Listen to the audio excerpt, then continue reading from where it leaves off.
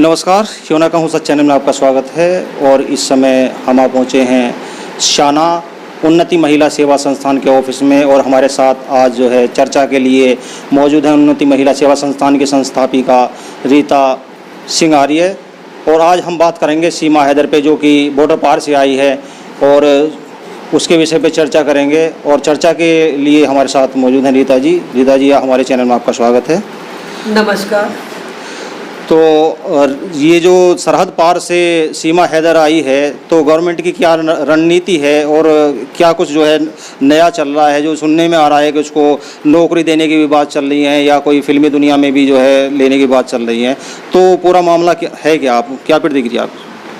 कष्ट इसी बात का है कि फिल्मी दुनिया, चाहे डायरेक्टर है चाहे प्रोड्यूसर है, क्या हमारे यहाँ प्रतिभाएं कम है देश में, भारत में? अरे वो पाकिस्तान से आई है, पता नहीं क्या उसका व्यू है।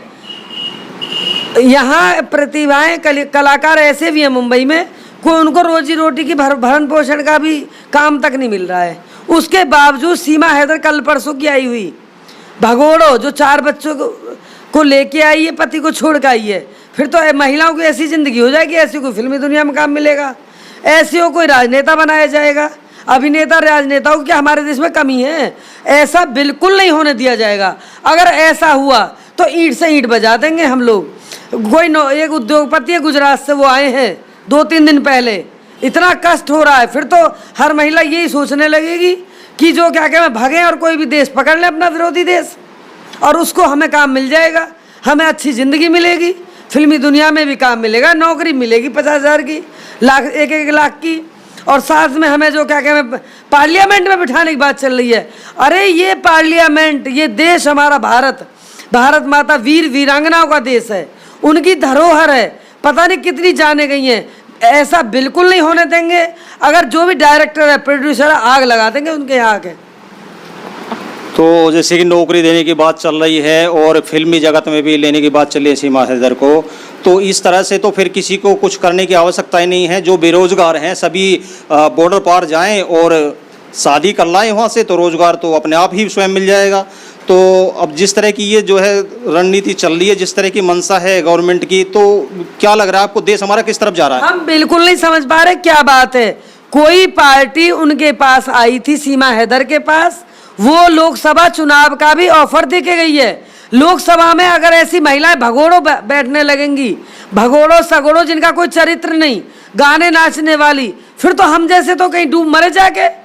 हम लोग भी क्या बंगाल या चाइना चले जाएं या पाकिस्तान, कहाँ जाएं, कहाँ मरे? कभी पूछा आके किसी ने भी, उद्योगपतियों ने या राजनेताओं ने, कि हम क्या कर रहे हैं, हम कितने कर्मठ हैं, हमारी कर्मठता को आगे बढ़ाया जाए। राष्ट्र में अच्छे लोग बैठने चाहिए, पार्लियामेंट में, संसद भवन में। ये संसद भवन किसी बाप दादा की जागीर नहीं है। आग लग रही है, आक्रोश मचा हुआ है। तो हमारे देश में भी कितने ऐसे युवा हैं जो कि बेरोजगार हैं और मेहनत कर रहे हैं।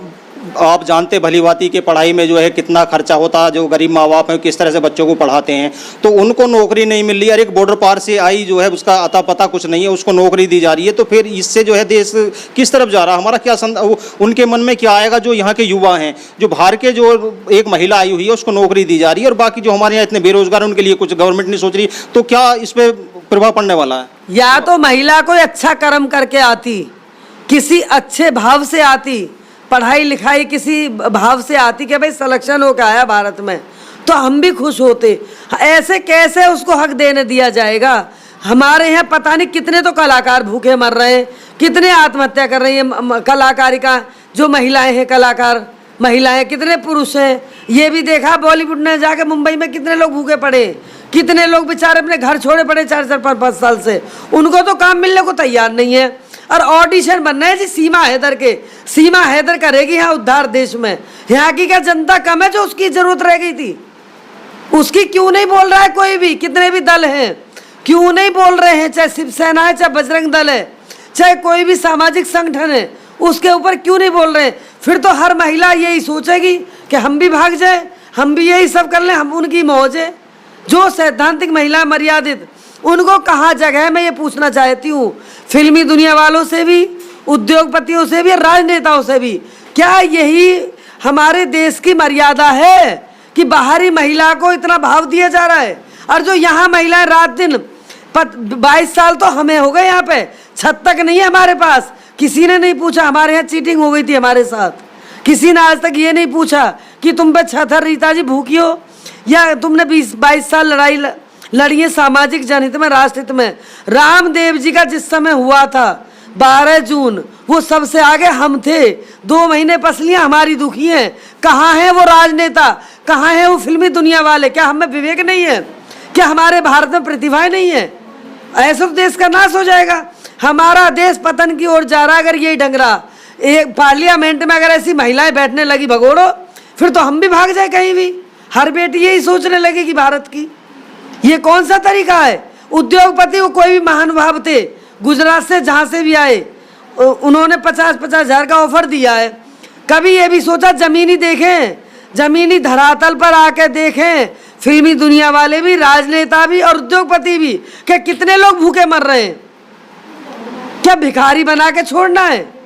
ऐसे लोगों को बनाया जाएगा हीरोइन, ऐसे लोगों को अभिनेत्री बनाया जाएगा जी, पार्लियामेंट की सदस्य बनाया जाएगा जी, भारत की लॉबी का। ये हमारा भारत देश वीर वीरांगनाओं की शहादत का, उनकी कुर्बानियों का, बलिदानों का धरोहर है। इस पे हम बिल्कुल भी किसी बाहरी को बिल्कुल भी नहीं बैठने देंगे, आग लगा देंगे। इतने कमजोर नहीं है हम महिलाएं। कोई तरीका है ये? पार्लियामेंट में अगर बाहर की पाकिस्तानी महिला आके बैठती है तो देश का क्या हल होगा हमारा? अगर इस तरह से विदेशी आके यहाँ पे बॉर्डर पार से आके और यहाँ पे चुनाव लड़ने लगे या जो है उसमें पार्लियामेंट में बैठने लगे तो फिर क्या हल होगा हमारे देश का? फिर तो कोई अस्तित्व रहेगा ही नहीं। क्या उद्योगपति या राजनेता, चाहे फिल्मी दुनिया वाले, क्या ये चाहते हैं कि हमारा फिर से देश गुलाम हो जाए अंग्रेजों की भांति या फिर औरंगजेब की भांति? ऐसा हरगिज नहीं होगा। जाने कितनी मांगे उजड़ी हैं, जाने कितनी गोदे उजड़ी हैं, जाने कितनी कलाई सुनी रही है राखी की।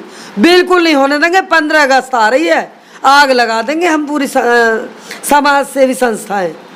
और हम अब सब तो किसी को ना बोलते ना बुलवाते, वो आगे पड़ी रहे एक तरह कोने में अपना गुजारा करती रहे। लेकिन ऐसा कुछ हक नहीं मिलेगा, अधिकार नहीं मिलेगा जिससे, क्योंकि हम बहनों को, हम महिलाओं को आत्मसम्मान को ठेस पहुंचे। हम महिलाएं कहाँ जाएं फिर? किससे कहें? हम पाकिस्तान जाएं या बंगाल जाएं या चाइना जाएं, बांग्लादेश जाएं या चाइना जाएं? हम कहाँ जाएं? जो हमारे देश का सबसे बड़ा दुश्मन देश है उससे आ रही है और उनको पार्लियामेंट में बिठाने की बात कर रहे हैं, उन्हें फिल्मी दुनिया में बिठाने की बात करके मुंबई को उड़वाने का इरादा है। मुंबई को या उनको 50,000 की नौकरी मिल रही है। कभी ये देखा है कितनी महिलाएं बेरोजगार हैं या कितने पुरुष भाई लोग आज शैक्षिक योग्यता, शैक्षिक हैं, मास्टर डिग्री लिए हुए खाली घूम रहे हैं? बिल्कुल बर्दाश्त नहीं किया जाएगा। ये भारत हमारा है, हम सब का है, किसी व्यक्ति विशेष का कोई अधिकार नहीं इस भारत पर। तो ये थी हमारे साथ में रीता आर्य, उन्नति महिला सेवा संस्थान की संस्थापिका। तो बहुत आक्रोश है, अभी आपने देखा कि कितना जो है, क्योंकि देश से प्रेम बहुत ज़्यादा करती हैं और देश में कुछ भी गलत होता है तो देश का कोई भी नागरिक जो है बर्दाश्त नहीं करेगा इस बात को कि जिस तरह से एक बाहर की बॉर्डर पार की महिला आके यहाँ पे उसको पार्लियामेंट में बैठाने की बात चल रही है या जो है सिनेमा जगत में लाने की बात चल रही है, नौकरी देने की बात चल रही है। कितने ही हमारे ऐसे जो है बच्चे देखे हमने, सुबह सुबह दौड़ते हैं, मेहनत करते हैं और कितने उन्होंने प्रमाण पत्र जो है खेल प्रतियोगिताओं में कहाँ से जो है जुटाए हैं उन्होंने मेहनत करके, और लेकिन फिर भी उन्हें जो नौकरी नहीं मिल रही है। आज बेरोजगार घूम रहे कितने ऐसे हैं जो मेहनत करते करते बेचारे उम्र जो है निकल गई उनकी, लेकिन एक बॉर्डर पार से आई हुई एक महिला अनजान को जो है यहाँ नौकरी दी जा रही है 50,000 रुपये महीने की। तो ये बहुत शर्म की बात है। तो इस तरह से तो हमारा देश जो है एक कह नहीं सकते कि किस तरफ जा रहा है, कहना बहुत मुश्किल है। आज के लिए इतना ही, फिर मिलते हैं, तब तक के लिए नमस्कार।